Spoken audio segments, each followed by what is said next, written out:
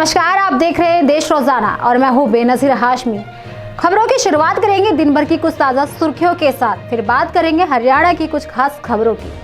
हिमाचल प्रदेश में मौसम ने ली करवट, हल्की बर्फबारी के साथ तापमान में आई गिरावट। मोदी कैबिनेट ने प्रधानमंत्री गरीब कल्याण अन्न योजना को 1 जनवरी 2024 से 5 साल तक बढ़ाने का किया फैसला। योजना के तहत करीब 81 करोड़ लोगों को फायदा होगा।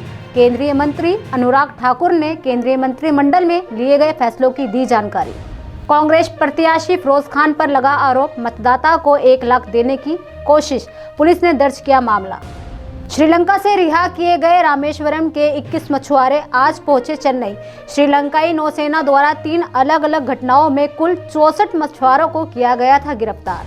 अमित शाह ने बंगाल में की कोलकाता चलो रैली, ममता सरकार का किया घेराव, निशाने पर 2024 का चुनाव। कांग्रेस नेता राहुल गांधी 8 से 12 दिसंबर के बीच रहेंगे विदेश दौरे पर। सिंगापुर और मलेशिया में भारतीय प्रवासियों से करेंगे मुलाकात। साथ ही कांग्रेस वियतनाम कम्युनिटी पार्टी के नेताओं से भी मिलने की संभावना। मल्लिकार्जुन खड़गे का कांग्रेस अध्यक्ष के रूप में 1 साल हुआ पूरा। खड़गे के जीवन परिचय पर लिखी किताब को सोनिया गांधी ने किया लॉन्च। उत्तरकाशी में 17 दिन बाद टनल से निकले मजदूरों का एम्स में होगा चेकअप। वहीं सीएम धामी मजदूरों के परिवारों के साथ मनाएंगे दीपावली। भारत गौरव यात्रा ट्रेन में खाना खाने से 40 लोगों को हुआ फूड पॉइजन। रेलवे ने कहा प्राइवेट कॉन्ट्रैक्टर ने सप्लाई किया खाना। बात करें शेयर बाजार की तो शेयर बाजार का मार्केट कैप $4 ट्रिलियन हुआ। सेंसेक्स 727 अंक बढ़कर 66,901 पर बंद हुआ। वहीं लगातार दूसरे दिन ऑल टाइम हाई पर रहा सोना, 63,000 के करीब पहुंचा 10 ग्राम। तो वहीं चांदी भी 76,000 रुपए किलो के करीब पहुंची। तो ये थी अभी तक की कुछ खास सुर्खियां। अब बात करते हैं हरियाणा की कुछ ताज़ा खबरों की। हरियाणा के कृषि एवं किसान कल्याण मंत्री जेपी दलाल के विवादित बयान पर अब किसान संगठनों के साथ जन संगठनों और विपक्षी नेताओं ने भी विरोध में मोर्चा खोल दिया है। दरअसल संयुक्त किसान मोर्चा भिवानी के पदाधिकारियों ने 30 नवंबर को भिवानी के भगत सिंह चौक पर कृषि मंत्री के विवादित बयान को लेकर उनका पुतला फूंकने का रूपरेखा तय की है। वहीं कांग्रेस नेता किरण चौधरी ने भी कृषि मंत्री किसान परिवार की महिलाओं के बारे में की गई टिप्पणी पर ट्वीट कर अपनी कड़ी प्रतिक्रिया भी दी। बता दें कि कृषि मंत्री जेपी दलाल के विवादित बयान पर कांग्रेस नेत्री किरण चौधरी ने कहा, बहन बेटियों और किसान भाइयों के प्रति प्रदेश के कृषि मंत्री का बयान बेहद शर्मनाक है। ये पहली दफा नहीं है, इससे पहले भी किसान आंदोलन में अन्नदाताओं की मौत पर इन्होंने ऐसा ही बयान दिया था। आज फरीदाबाद के पृथला विधानसभा में विधायक राजेश नागर का जनसंवाद कार्यक्रम संपन्न हुआ। दरअसल जिसके तहत बीजेपी विधायक राजेश नागर पृथला विधानसभा के मछगर गांव पहुंचे। वहीं विधायक के साथ सभी अधिकारी जनसंवाद में मौजूद रहे। जनसंवाद कार्यक्रम में लोगों की समस्याओं को मौके पर दूर किया गया। बाकियों के लिए अधिकारियों को दिशा निर्देश दिए गए। गांव में सरकारी राशन डिपो होल्डर के खिलाफ मिली शिकायतों पर भी मौके पर ही होल्डर का लाइसेंस कैंसिल कराने के आदेश भी दिए। देखिए एक रिपोर्ट। ऑनलाइन खतरे ऑनलाइन बढ़ रहे हैं। ये उसके लिए नहीं कह रहे, राशन कार्ड राशन की दुकान भी आप कम खोलते हो, सामान भी कम देते हो और आते भी कम हो, गाली और दे रहे हैं इनको। कोई सामान कम नहीं दे रहे, नहीं किसी को गालियां देता।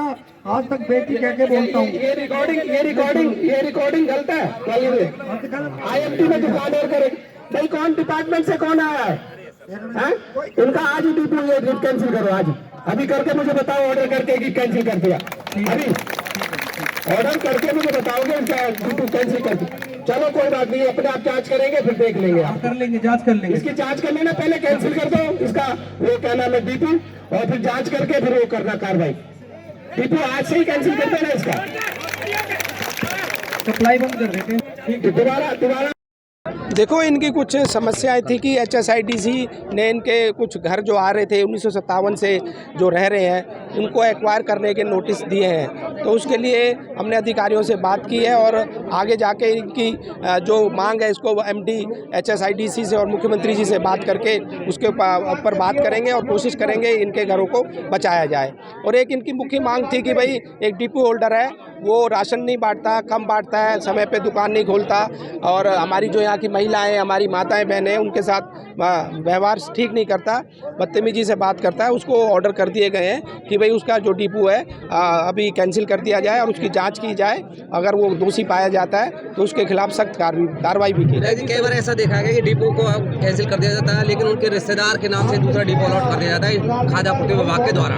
अगर ऐसा कोई मांग ऐसा कोई केस हमारी नज़र में आता है, ध्यान में आएगा तो उसके खिलाफ भी कार्रवाई होगी। तो सड़कों से लेकर कई ऐसी और समस्याएं सामने आई जिसमें कहा जा रहा है कि हमारे नगर निगम कमिश्नर यहाँ पे आए हुए थे, उनको सारी मांगे, जो रास्ते की मांग है, शमशान घाट का जो रास्ता है उसकी मांग है, कोई शेड की मांग थी, चार दीवारी की मांग थी, वो हमारे कमिश्नर साहब को हमने दे दी है और उन्होंने कहा है कि इस पर काम करके एक हफ्ते में जो भी मांग है इनकी एस्टीमेट बना के या फिजिबिलिटी देख के उनको पूरा कर दिया जाए। सिलाई सेंटर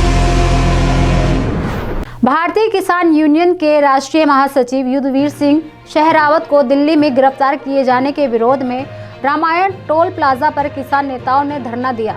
दरअसल इसके साथ ही किसान नेताओं ने कृषि मंत्री जेपी दलाल के बयानों का विरोध भी किया। रामायण टोल प्लाजा पर धरने को संबोधित करते हुए किसान नेता दशरथ मलिक कुलदीप खरहड़ ने बताया कि भारतीय किसान यूनियन के राष्ट्रीय महासचिव युद्धवीर सिंह शेहरावत विदेश में होने वाली एक किसान कॉन्फ्रेंस के अंदर भारत के सभी किसानों का प्रतिनिधित्व करने के लिए जा रहे थे। वहीं साथ में महिला किसान नेतृत्व भी शामिल थी।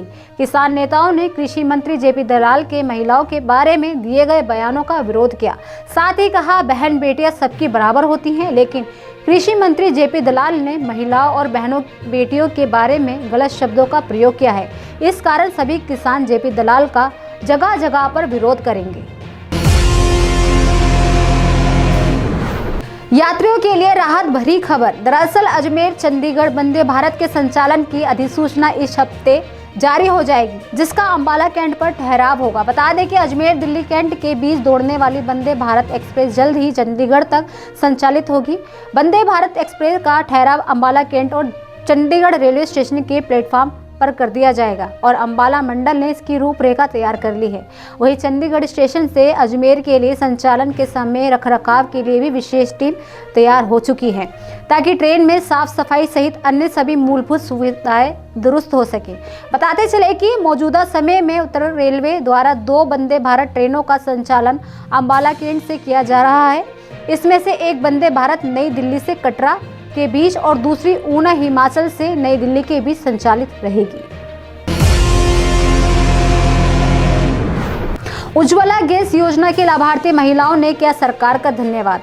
1 मई 2016 को शुरू हुई इस योजना के तहत करोड़ों महिलाओं का जीवन स्तर बदला। दरअसल प्रधानमंत्री नरेंद्र मोदी के नेतृत्व में एक सामाजिक कल्याण योजना प्रधानमंत्री उज्ज्वला योजना की शुरुआत की गई थी, ताकि महिलाओं के जीवन स्तर को ऊंचा उठाया जा सके और उनका जीवन आसान बन सके। आज देश की करोड़ों ग्रामीण और शहरी क्षेत्र की महिलाओं को इस योजना का सीधा लाभ मिल रहा है। देखिए एक रिपोर्ट।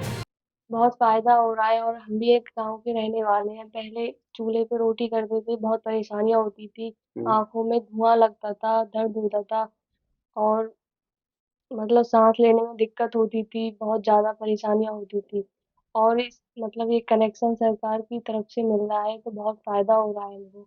सुविधाएं हैं, सिलेंडर से ऐसी बात नहीं है। पहले रहता था कि चूल्हे पे खाना बनाना पड़ता था, अब गैस पे है, टाइम की बचत है, पोल्यूशन नहीं है, घर काले हो जाते थे, सारी चीज फैसिलिटी पूरी है। ये सर बहुत अच्छी स्कीम है। इसमें हमको एक तो ये है कि ये औरों से कम दाम में सिलेंडर भरता है और इससे ये है कि हमें यहाँ जो पहले चूल्हे पे खाना बनाना पड़ता था, धुएं की वजह से आँखों में हमारे दर्द होता था, आँख लाल हो जाती थी।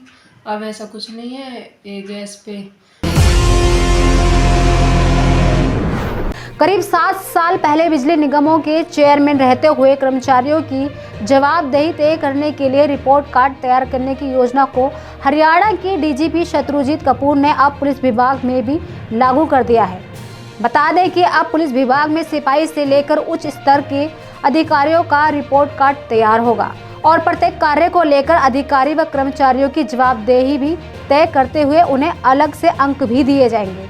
सभी पुलिस कर्मियों को रिपोर्ट कार्ड आवंटित कर दिए गए हैं। इसके साथ ही जो पुलिसकर्मी निर्धारित मापदंडों के अनुसार कार्य नहीं करेंगे उनके लिए आकलन प्रपत्र में नेगेटिव मार्किंग का भी प्रावधान है।